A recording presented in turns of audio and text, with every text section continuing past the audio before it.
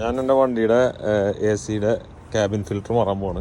അപ്പോൾ അതെങ്ങനെയാണെന്ന് കാണിച്ചു തരാം. എക്സ്ട്രയലിൻ്റെ ആട്ടോ, നിസാൻ എക്സ്ട്രയലിൻ്റെ ക്യാബിൻ ഫിൽറ്റർ. അതിരിക്കുന്ന സ്ഥലം ഇവിടെയാണ്. ഇവിടെ ഈ സാധനം അതൊക്കെ പൊളിച്ച് എടുക്കണം. ഇത് കഴിഞ്ഞ് കഴിഞ്ഞാൽ ഇവിടെയാണ് ഈ സ്ഥലം. നമ്മുടെ ഡ്രൈവർ സീറ്റിൻ്റെ അടിയിലാണ് എക്സ്ട്രയലിൻ്റെ. കഷ്കായുടെ ഏകദേശം ഒരു ഈ സാധനം എടുക്കാം. ബുദ്ധിമുട്ടാണ്. ഇതിൻ്റെ ഉള്ളിൽ നിന്നാണ് വലിച്ച്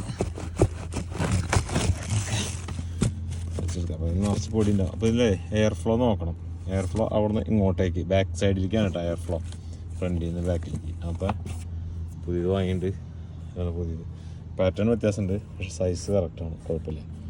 അപ്പോൾ ഇതിൻ്റെ എയർ ഫ്ലോ അങ്ങനെയാണ്.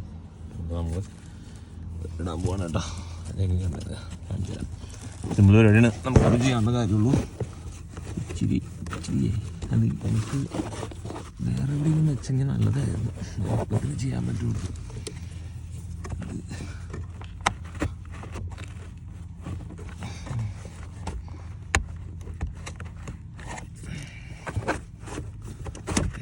Okay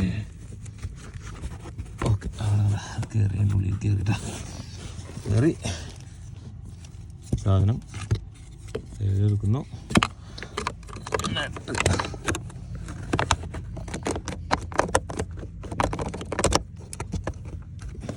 okay ലോക്കായി. കളയാം. ഇത് ഇവിടെ ഒരു ലോക്കുണ്ട്.